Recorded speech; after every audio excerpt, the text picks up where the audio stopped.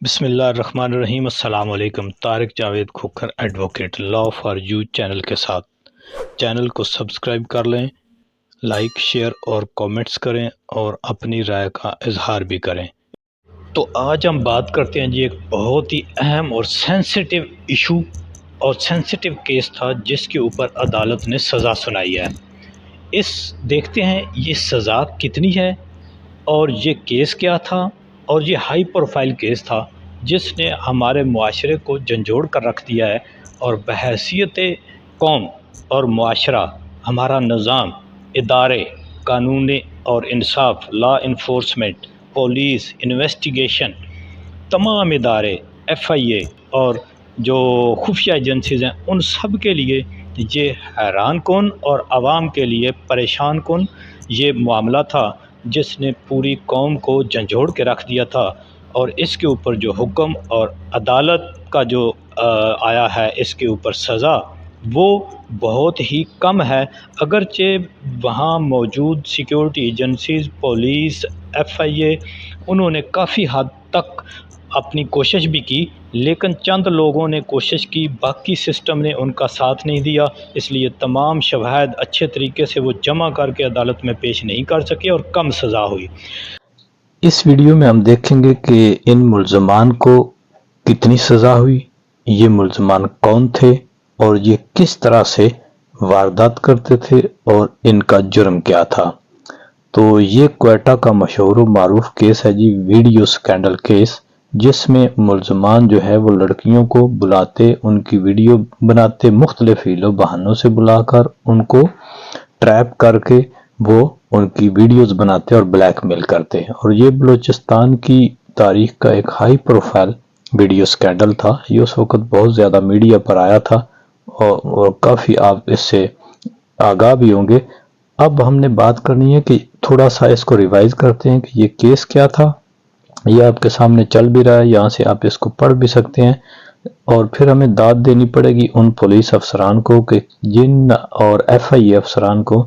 جنہوں نے تمام تر مشکلات کے باوجود اس کیس میں جہاں کہیں سے بھی ملے کچھ شواہد جمع کیے اور ملزمان کو سزا دلائی۔ تو اس کیس کا آغاز اس طرح سے ہوا تھا کہ متاثرہ لڑکیوں کی والدہ نے ایک ایف آئی آر درج کرائی تھی کوئٹہ کے ایک تھانہ میں، جہاں پر اس نے یہ بتایا تھا کہ ملزمان کس طرح لڑکیوں کو، اس کی بیٹیوں کو اغوا کر کے ان کے ساتھ ویڈیوز بنا کر بلیک میل کرتے تھے۔ تو پولیس نے تو اور ایف آئی اے نے تو کافی حد تک شواہد اکٹھے کیے، لیکن دیکھنا یہ کہ کیا یہی ملزمان اس میں تھے یا کوئی اور بھی طاقتور شخصیات کی جن کو بچایا گیا، اور کیا وجہ تھی کہ انہی دو ملزمان کو سزا ہوئی اور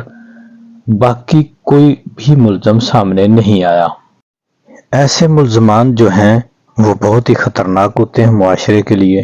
جو لوگوں کا اور بالخصوص خواتین کا اور بچوں کا استحصال کرتے ہیں اور انہیں بلیک میل کرتے ہیں۔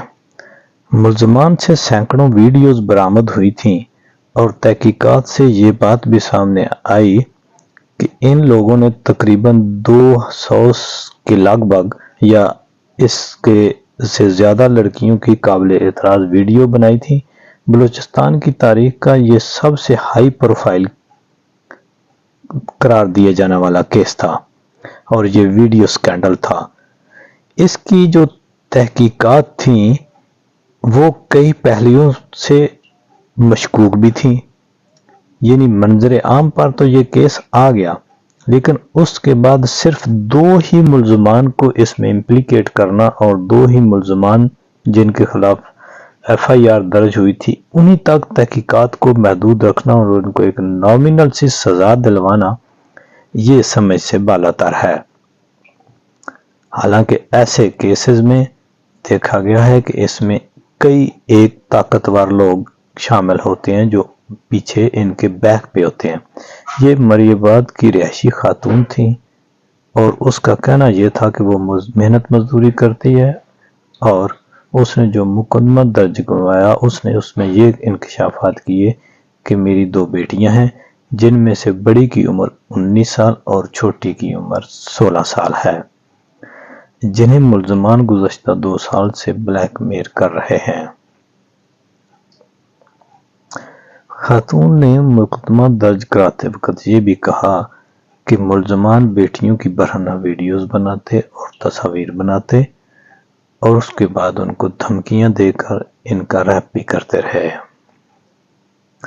خاتون نے کہا کہ دونوں بیٹیوں کی برہنہ ویڈیوز بنانے کے بعد ان کو سوشل میڈیا پر وائرل بھی کیا گیا اور ان کو مزید دھمکیاں اور تشدد کا نشانہ بھی بنایا گیا۔ خاتون کی درخواست پر قائد آباد پولیس نے دونوں ملزمان کے خلاف تعزیرات پاکستان کی کئی دفعات کے تحت ایف آئی آر درج کی تھی۔ حیران کن طور پر خاتون نے قائد آباد میں ایف آئی آر تو درج کروا دی، لیکن اس کے بعد نہ تو وہ خاتون خود اور نہ ہی اس کی بیٹیاں اور نہ کوئی اور حاضر ہوا، بلکہ وہ خود بھی اور بیٹیوں سمیت وہاں سے اپنی رہائش گاہ سے غائب ہو گئی۔ اس کے بعد یہ بات بھی تحقیقات میں سامنے آئی تھی کہ ان میں سے ایک لڑکی نے ویڈیو پیغام بھی جاری کیا تھا جس میں اپنی والدہ کی طرف سے لگائے گئے الزامات کی اس نے تردید کی تھی۔ اس وقت کے ایک high police officer D I G level کے انہوں نے ایک پریس کانفرنس بھی کی تھی جس میں انہوں نے بتایا تھا کہ جس لنک سے یا جس فون سے یہ ویڈیو جاری کی گئی ہے اس کی لوکیشن افغانستان کی آئی ہے۔ یہ بات کسی حد تک درست تھی کہ وہ لڑکیاں افغانستان شفٹ ہوئی تھیں، لیکن یہ دیکھنا کہ وہ انہیں آخر کن وجوہات کی بنا پر ملک چھوڑنا پڑا، کیا ان کو ڈرا دھمکا کر، اغوا کر کے یا کوئی لالچ دے کر ملک سے باہر لے جایا گیا۔ یہ سب باتیں تو اپنی جگہ، لیکن اس کے بعد ایک اور ایف آئی آر درج ہوتی ہے۔ یہ ایف آئی آر ایک متاثرہ خاتون کی طرف سے قائد آباد پولیس اسٹیشن میں ہی درج کرائی جاتی ہے۔ اس ایف آئی آر میں بھی ہوشربا انکشافات اور الزامات لگائے گئے، یعنی اس خاتون کا کہنا ہے کہ اس سے ایک سہیلی کے ساتھ مل کر ملازمت کی تلاش تھی، جس دوران ملازمت دینے کے بہانے اسے جنسی تشدد کا نشانہ بنایا گیا اور بلیک میل کرنے کے بعد ان کی ویڈیوز سوشل میڈیا پر ڈال دی گئیں۔ ان کی ایف آئی آر کے مطابق ان کا کہنا ہے کہ وہ ایک دن سہیلی کے ہمراہ ایسے شخص کے پاس گئیں جس نے ان کو ملازمت کا جھانسا دیا تھا۔ متاثرہ لڑکی نے بتایا کہ ملزمان نے ایک گھر میں ہماری ویڈیوز بنائی اور کہا کہ جب بھی ہم آپ کو بلائیں تو آپ لوگوں کو آنا ہوگا۔ یہی وہ وجہ تھی جس سے وہ بلیک میل ہوتی رہیں۔ پھر ایک دن انہوں نے فون کر کے بلایا اور ان کے اوپر تشدد کیا گیا، مار پیٹ کی گئی، انہیں برہنہ کیا گیا اور ویڈیوز بنائی گئیں، اور پھر ان ویڈیوز کی بنا پر ان کو مزید بلیک میل کیا جاتا رہا۔ پھر اس کے بعد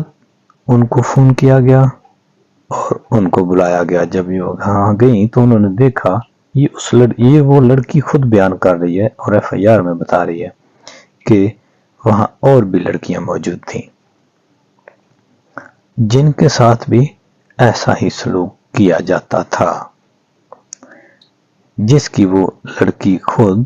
یعنی یہ خاتون خود چشمدید گواہ ہیں کہ انہیں نشاور چیزیں دی جاتی، ان پر تشدد کیا جاتا، ان کا ریپ کیا جاتا، ان کو برہنہ کر کے ویڈیوز بنائی جاتی اور انہیں مزید بلیک میل کیا جاتا، اور اس عمل کو ایک عرصہ سے کئی بار سے دہرایا جا رہا تھا۔ پھر ان لڑکے نے بتایا کہ برہنہ ویڈیوز بنا کر ان کو بلیک میل کر کے ان کو مزید ویڈیوز بنوانے اور مذموم مقاصد کے لیے استعمال کرنے کا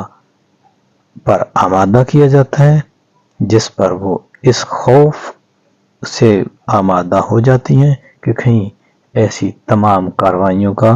ان کے خاندان والوں کو علم نہ ہو جائے یا یہ تمام باتیں سوشل میڈیا پر نہ ڈال دی جائیں، جبکہ ملزمان ایسی تمام متاثرہ خواتین اور لڑکیاں جو مزید تعاون سے کرنے کے لیے تیار نہیں ہوتی تھیں یا ہچکچاتی تھیں، وہ ان کو جعلی آئی ڈی سے ان کی تصاویر اور ان کی برہنہ ویڈیوز وائرل بھی کرتے اور پھر ان کو بلیک میل کرتے۔ یہ دو بھائی تھے اس میں جو، اور یہ سکے بھائی تھے۔ حیران کن طور پر معاشرہ اس قدر گر گیا ہے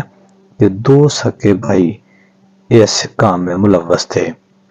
اور یہ ایئرپورٹ پر واقع ایک گھر سے گرفتار ہوئے تھے، جبکہ یہ گھر ان کا اپنا نہیں تھا۔ ملزمان کا اپنا گھر کہیں اور پر تھا اور یہ گھر انہوں نے کرائے پر لے لیا تھا اور یہ گھر انہی مقاصد کے لیے استعمال ہوتا تھا۔ تو اس سے یہ سبق بھی ملتا ہے کہ تمام لوگوں کو اپنا گھر کرائے پر دیتے ہوئے احتیاط کرنی چاہیے۔ یہ ہدایت اللہ اور خلیل اللہ دیکھیں کتنے پیارے نام ہیں، لیکن ان کے کام دیکھیں۔ ان کے اپنے گھر نجاری روڈ پر واقع تھے، لیکن ایئرپورٹ روڈ پر انہوں نے گھر جو ہے وہ کرائے پر لے کر ایسے کاموں کے لیے رکھا تھا۔ اب اس کیس کا ایک حصہ جو سائبر کرائم سے متعلقہ تھا، وہ سائبر کرائم ایف آئی اے کو بھیج دیا گیا اور جو موجودہ ملزمان انہی دونوں کو جو سزا ہوئی ہے وہ ایف آئی اے کے حد تک جو کیس تھا اس میں سزا ہوئی ہے، لیکن پولیس کیس جو تھا اس میں ابھی تک سزا نہیں ہوئی، اس میں کچھ چیزیں ابھی باقی ہیں۔ لیکن اس کیس میں جو سزا ہوئی ہے یہ بھی شاید کم ہے۔ ہدایت اللہ کو 2 مقدمات میں 3 سال قید اور 5 لاکھ روپے جرمانے کی سزا سنائی گئی ہے، جبکہ خلیل اللہ کو 3 سال قید اور 5 سال جرمانے کی سزا سنائی گئی ہے۔ لیکن ابھی پولیس کیس باقی ہے۔ یہ ایف آئی اے کی حد تک جو جرائم تھے ان کے اندر سزا ہوئی تھی، لیکن یہ سزا اس لحاظ سے بہت کم ہے کہ جرم بہت ہی ناقابل برداشت ہے۔ اس میں امید ہے کہ جو پولیس کیس ہوگا اس میں سزا مزید زیادہ ہوگی، اور یہ جو سزا ہوئی ہے اس حد تک بھی میں سمجھتا ہوں کہ اپیل ہونی چاہیے اور اس سزا کو احناس کروانا چاہیے۔ اب اس قدر